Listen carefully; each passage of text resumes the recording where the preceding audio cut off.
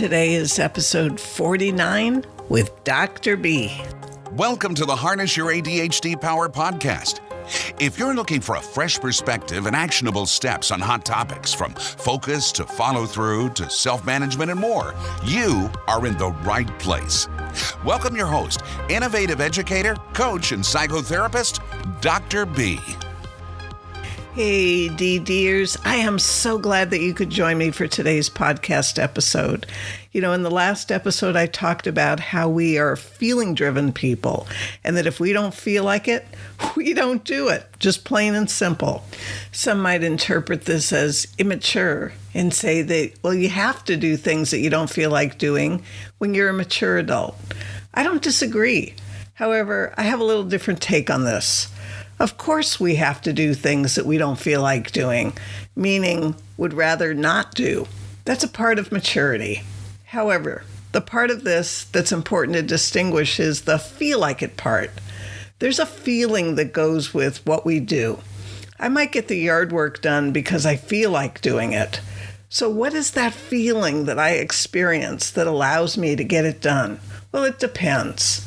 You know, there's many times in your life that you feel like or don't feel like doing something. And for most of you, I think the way you interpret that thought or that experience is different than what I'm talking about today.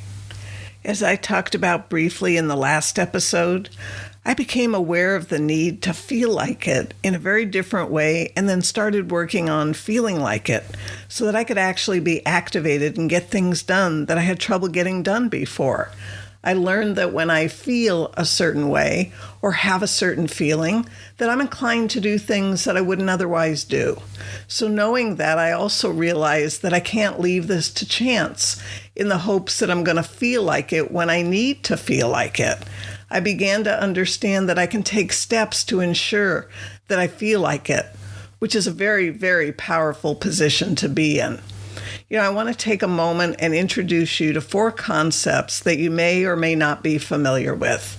The first is cognition, which is the mental action or process of acquiring knowledge and understanding through thought, experience, and your senses. Then there's metacognition, which is the awareness and the understanding of your own thought processes. In other words, thinking about your thinking. Then there's affect. It's the outward expression of feelings and emotion. It can be in a tone of voice, a smile, a frown, a laugh, a smirk, a tear, pressed lips, crinkled forehead, a scrunched up nose, a furrowed brow, or a gaze of the eye. It's any facial expression or body movement that indicates emotion.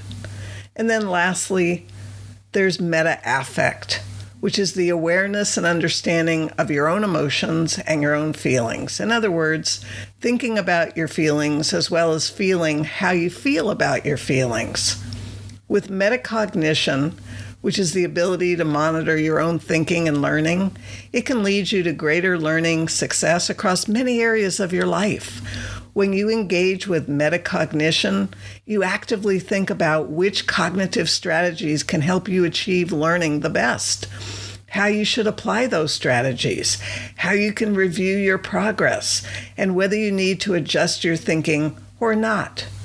And before you can do these things, you need to ask yourself certain questions along the way, like, what are my learning goals? How am I going to learn this? How will I double check that I have it right? How does this new content fit into what I already know? And how well do I know this? Can I apply this new knowledge or skill in other areas or situations of my life? Your brain requires explicit or clear instructions for it to perform its best for you. You have to plan, do, review, plan, do, review, and so on, until you finally find a plan that works for you so that you can achieve what you want to achieve. You have to persevere and use creativity because they're extremely important when you're monitoring yourself. And you know what? Mistakes are absolutely necessary, and they don't represent failure, but rather the opportunity to learn and grow from them. Here's some important points about thinking and learning. How you learn is just as important as what you learn.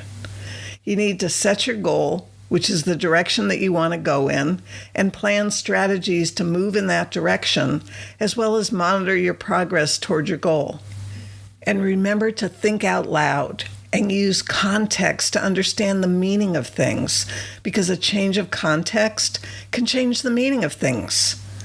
Play with foresight development by imagining or predicting what might happen in a particular situation, or practice talking yourself through an assignment or a task until it's completed.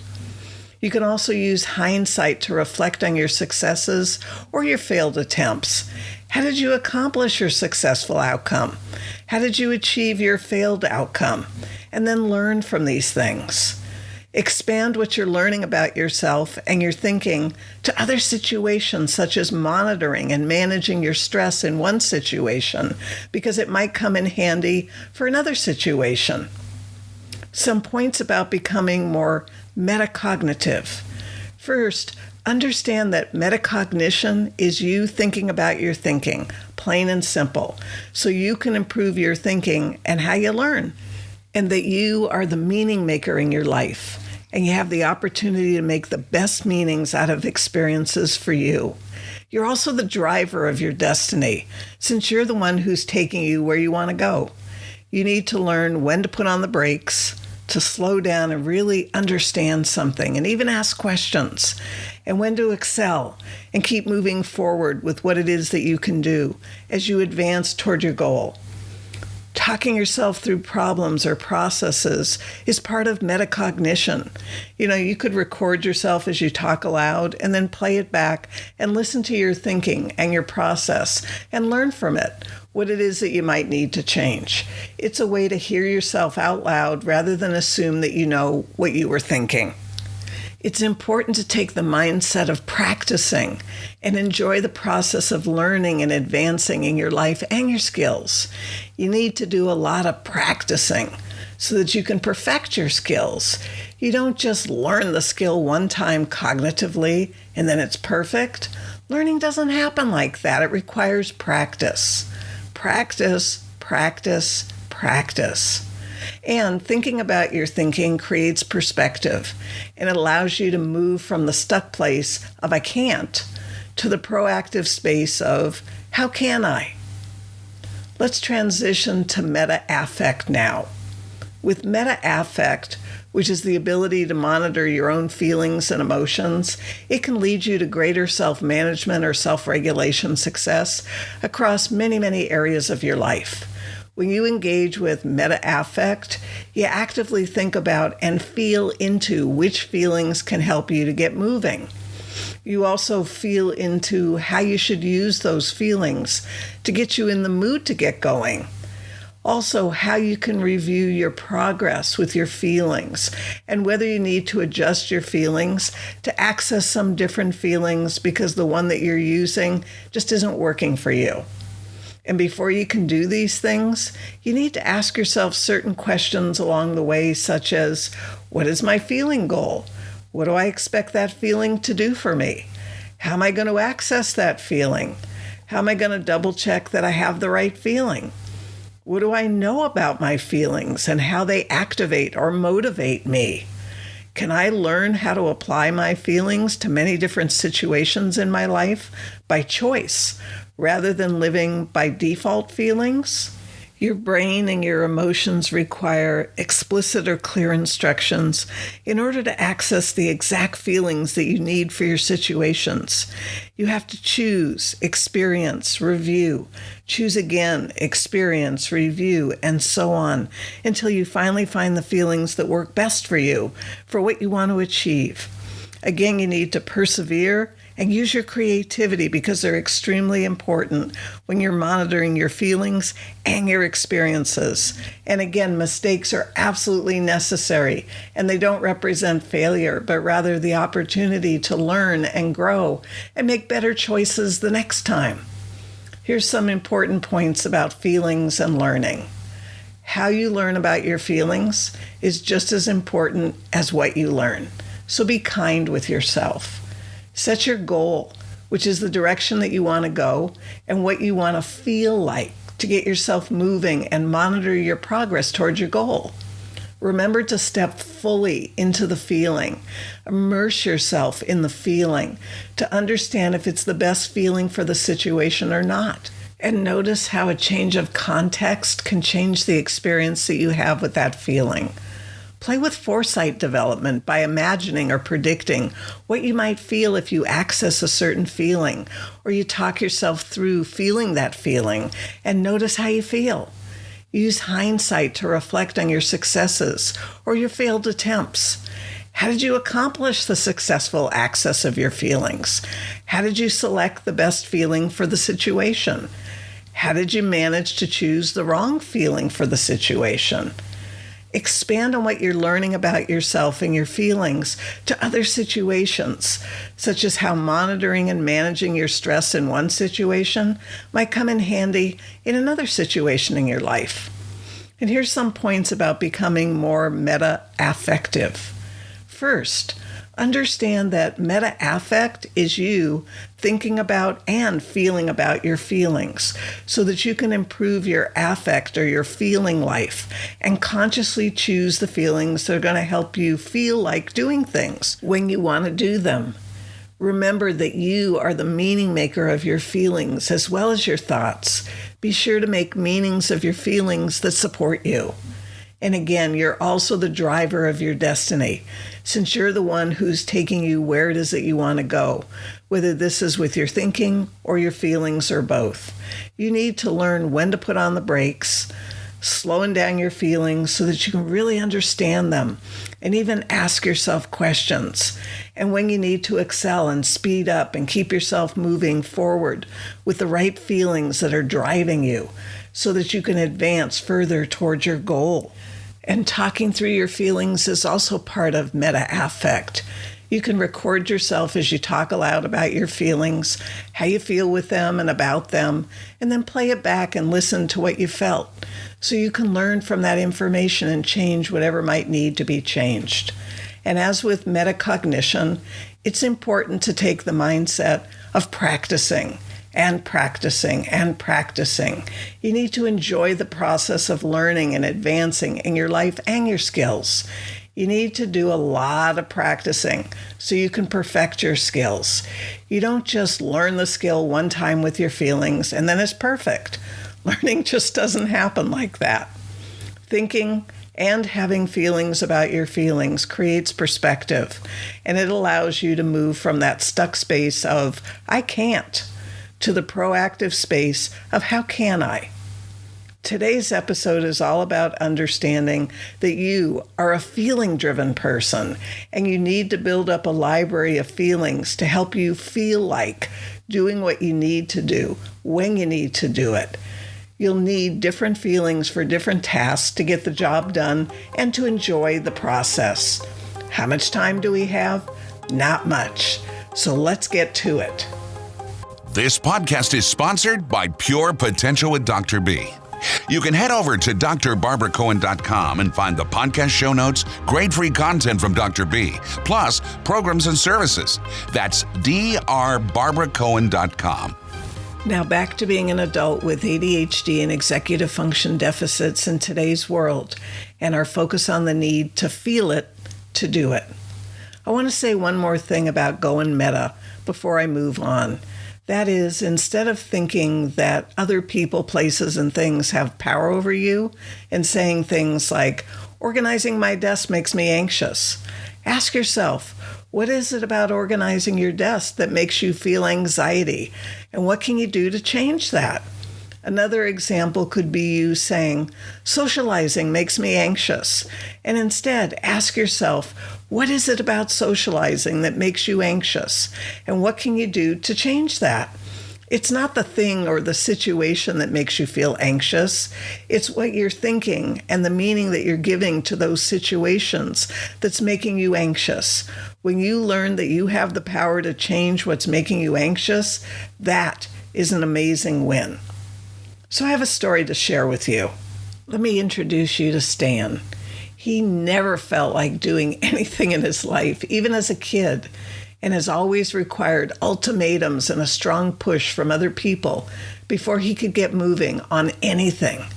It didn't matter whether it was something that he really wanted to do or something that he had to do. He just didn't feel like doing anything. Once he got into motion and involved in the activity, he would enjoy himself.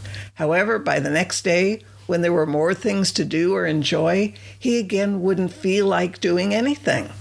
Now, we could look at this and say that Stan was depressed because those who suffer from chronic depression, even low-grade chronic depression, often don't feel like doing anything.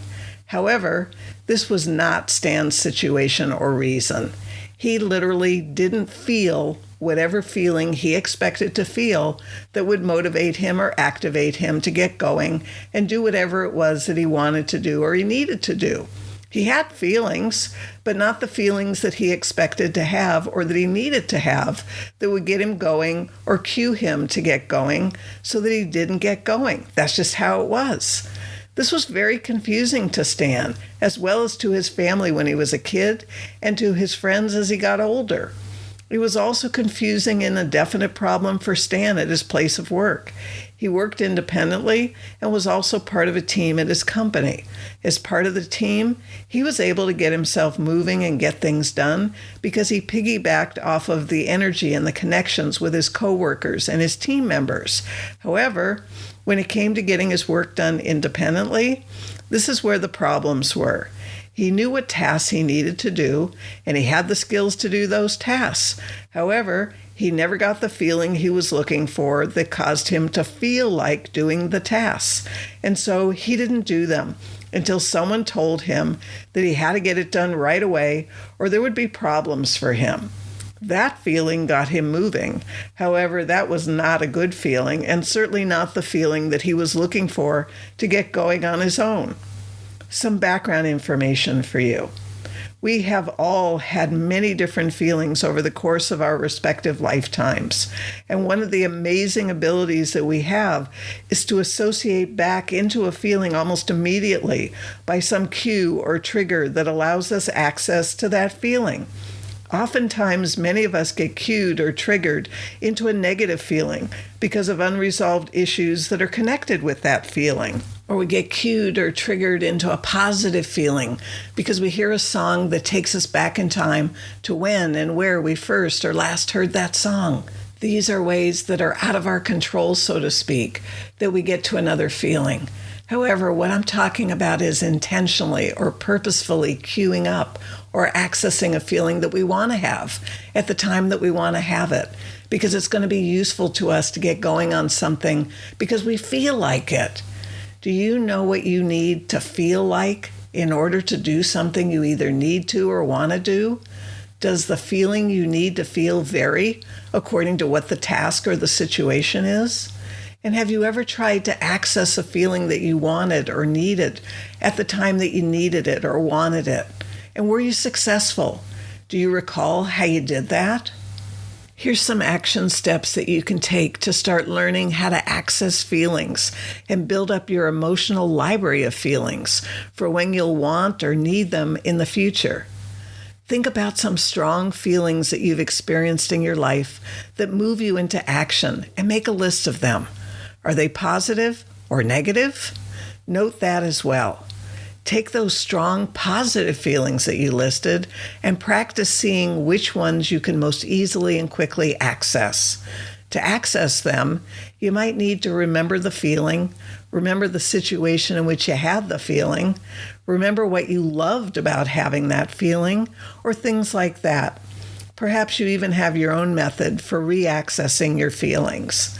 What I'm suggesting that you do is access as many strong positive feelings as you can to put into what I call your emotional library of feelings. And just like with a library, when you take a book out on loan, I'm suggesting that you have feelings ready and available to you that you can take out on loan for the situations that you encounter in your life. It's great to have feelings to access that'll help you feel like you're calmer, feel like you're motivated, feel like you're focused, and so on. I think you get the point. I have lots of feelings in my library of feelings that help me to feel like I want to get moving when I wake up in the morning and just don't feel like it. I know that I'm not a victim of the feelings I wake up with, and I can swap out my feelings as I need to, so that I can feel whatever feeling I need to feel like it and get things done. It's a very powerful position to be in.